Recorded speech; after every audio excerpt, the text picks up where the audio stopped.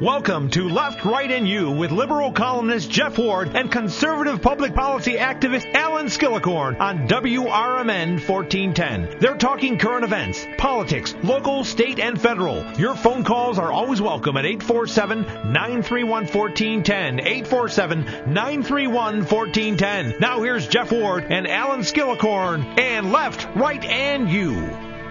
We're going to bring Toby Shaw, who's running for the 2-year Elgin City Council seat. Are you listening, Toby? Are you there? I'm here. Now, and Toby, just good go. Good afternoon, Jeff and Alan. Good afternoon. Now, just please go ahead and admit it. You cleaned up in that election because of the Left, Right, and You bump. You know, that was primarily the reason why. Yeah. I mean, we talked about it after the fact when we did a recap, and that's the only reason we could think of on how my message got out. Is that why you posted that episode on your website? I know that is the reason. Well, we're actually biggest reason. We're actually kidding, kind of. For our listeners, in the midst of a 3% turnout, I mean, I realized it was snowy last week, and of course, some folks could say I didn't make it to the studio, but your polling place is a lot closer than Geneva. And so, but with 3% of the turnout, I mean, Toby, in the non-Cook County portion, I mean, Elgin, you really cleaned up. You almost got half the votes. Cook County brought you down a little bit to about 35% total, but in a field of 9, in the worst snowstorm we've had this winter, you somehow got people out to vote. And I mean, things like this usually they generally don't happen when you've got a field that large. How the heck did you do it? Well, we just trying to do some thinking about that. I traced back to kind of 3 things. Really felt like my message hit home with folks, and people were excited to get out and support that. Really felt like we did a lot of things right just to get the message out. We did the grunt work that was necessary, so folks knew who I was and knew the message that I was standing for. And I think lastly, just the folks that kind of kept me going. I have a group of core supporters that helped me with my campaign. And I think those 3 elements really kind of all played together to get folks out to the ballot box. But on top of that, we do get voter history data, and we did filter on the field that says we'll go vote in snow. There's a special column off to the right that we did filter on. Well, so we predominantly, based on weather, we did target just those voters, a month in advance, so we were able to be successful. Well, as Alan and I have pointed out, it's a good argument for early voting, which, by the way, this round starts March 25th.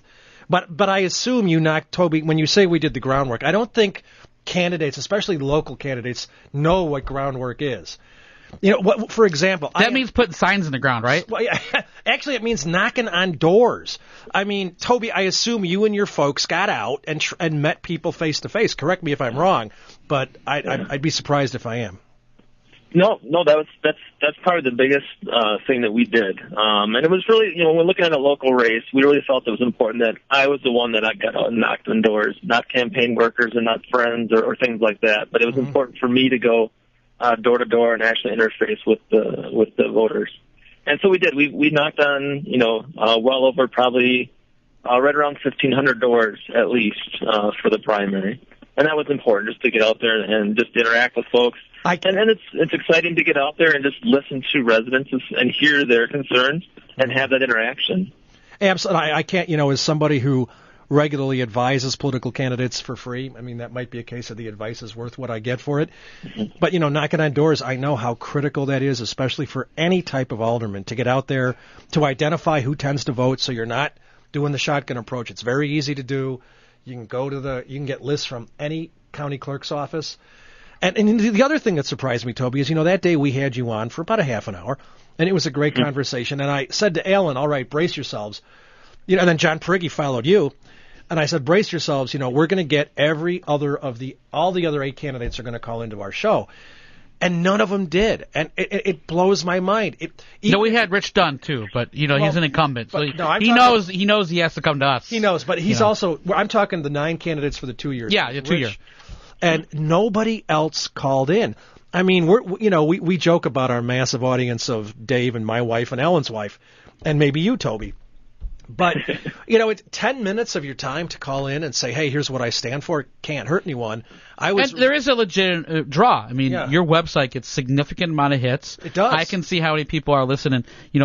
People can listen on my website or they can download the podcast. Mm-hmm. There's a significant amount of people who do both. Yeah. So, I mean, it's not, there is a fan base out there, and I have a feeling it's growing. Yeah, and we're not trying to blow our own horns, though it seems like we are. It's more to the fact that I can't believe those other 8 candidates didn't give us a buzz. And in a local election like this, it's a small thing. If this radio show caused 10 more people to go out and vote, that's 10 more people in a local election of what we had for voter turnout. That's a big deal. 10 and 10 and 10, right. Across different things. Yeah, think about it. Yeah. So your race wasn't that close. You were way out ahead. And Jeff emailed me a day or two after the election and said, wow, this guy really, creamed the crop here. But if you look at just one spot down, the race for second was really close. It was like 8 votes. 10 votes would have made a difference between Chin and Desang. Yeah. That would have been a real difference. And I've already suggested in my blog to Mr. Desang that he go ahead and concede to you now, because I mean we don't want to be too arrogant, but God bless him. Go ahead, Toby. I'm sorry. Yeah, I'm not taking anything for granted, and there's still a lot of people that I want to connect with out in the community, and so we're still going to be going door to door. We're still going to be doing the same things, between now and the general election. Mm-hmm. It's just important for me to get out there and hear from more folks. And so that's what we're going to be doing. The numbers, like going into that election, there's no polling at the local level. So you really don't have a good idea on, where you're going to start out with it all. I mean, the results started coming in, on the Cook County side, and I was down a couple of votes to Chin, and I'm like, oh, no, this is going to be a long night, Mm-hmm. And, results did turn around pretty quickly when we started getting more precincts reporting in. But I just can't take anything for granted when it's something like this. And so we're going to be working hard through the general. Toby, one question I have for you is that I don't know if you've noticed that there's people in Elgin are upset about the status quo. They're just not happy with what's going on. They're seeing, that their garbage fees are going up. They're seeing the council's talking about doing a rain tax. There's a lot of that going on. And when I looked at the numbers, I don't know if you've seen this, but I added up all the numbers of how many people voted, and pretty much the candidates, there were 7 people who were for more limited government, more fiscally conservative people who didn't want to tax through the through the hilt, and then there's 2 guys that were basically like, hey, we're in love with Dave Captain, we want more of this, we want more taxes, and one of them was the guy who finished second, Craig Desang, who kind of ran on let's make Elgin like Oak Park, that was kind of his campaign, and Larry Wegman. But if you added up all the votes, the fiscal conservatives got 1,283 votes. Okay, doesn't sound like a lot, but then the tax and spend guys got 335. Wow, that tells me does that make a big statement to you, Toby? Yeah, I mean that's something that we did look at and just tried to do some just general analysis on what the voter base will look like at a local election. And we felt like we had a good shot with our message. We felt like our message would hit home with residents and voters who vote in local elections. So we knew going into that was pretty much the slant of what we'd be up against. And we capitalized upon that. Yeah, it sounds to me like there's about 150 city employees and 150 people that just higher taxes. Well, but to play, I will challenge you on that one though, Alan, because going door to door, you do get into a lot of city employees as well as retired city employees, and at the end of the day, they're residents too, and so you would when you actually talk to them one-on-one, you'll find that you get different messages back. I talked to a local firefighter, and he's got some concerns too, and he understands that he's not going to be a firefighter forever, and he's going to be a retired firefighter someday, and he's going to still need to pay the same taxes that he did when he was working full time, and so they all have different concerns. They're all and Toby, they all realize. Yeah, that's a very good point. To play the yin to Alan's yang, because somebody's got to do it. I mean, while we got this nice vote for fiscal conservatives, 3%. My God. I mean, the weather was bad, don't get me wrong. But 3%, can we expect better from Elgin on April 9th? Please tell me we can. Yeah, I mean, on April 9th, there's going to be a lot more draw just because there'll be more races. We'll have more council member races. We'll have the library, we'll have ECC, school board, township races. So we'll be pulling more people out for that election. I understand there's going to be a tsunami that day, by the way. Just don't listen to Dave. The Fox River is going to rise tsunami, 30 feet. That's right. It's going to pull Lord of the Rings. Oh, no, Godzilla! We're already checking the weather results, the Farmer's Almanac, to identify who we need to target for that race as well. So we are being proactive. And you're going to get all your people to vote on March 25th. Yeah, when early voting opens up. So that we don't have to go through this again. But I do hope over the future that we can build that base to be a larger turnout. That's important to me, and so that's going to be requiring me to continue to do door to door, even after the April 9th election.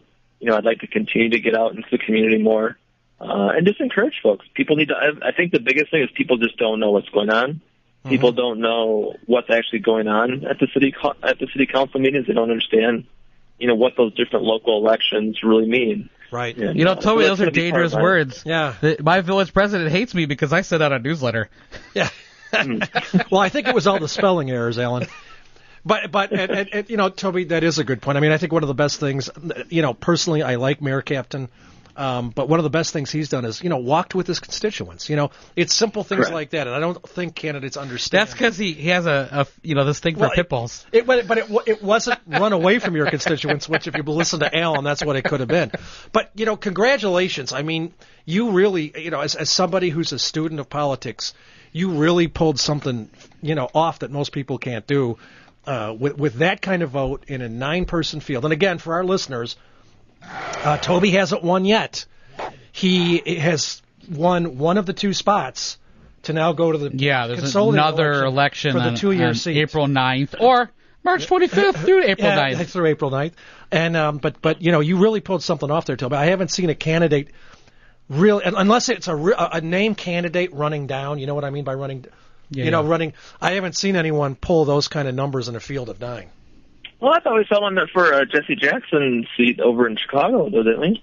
I mean, there was a pretty clear winner in that spot as well. Yeah, but primary. Well, I think I don't know if you spent $2 million to win your seat. I heard that I believe the winner spent something. Well, I mean, she didn't because it was Mayor Bloomberg, but it was like $40 a vote or something versus Halverson, who lost, which was like $6 a vote. I mean, it was just dramatic, and she got hammered, and she was kind of a stammering, fool too. But so it didn't help. So, calm down, Alan. Calm down. Take your Ritalin. But anyway, Toby, thank you for joining the show. Where can people find you and your vast municipal insights? Correct. Yeah, the best place to reach out to me is just on my website, www.votetobyshaw.com. Okay. Also on Facebook and Twitter and things like that. So we'd just be happy to. My contact information is out there for folks to email me and call me. And excited to just continue to interact with the voters. Very good. Thank you much, Toby. Thank you so much for calling in, Toby.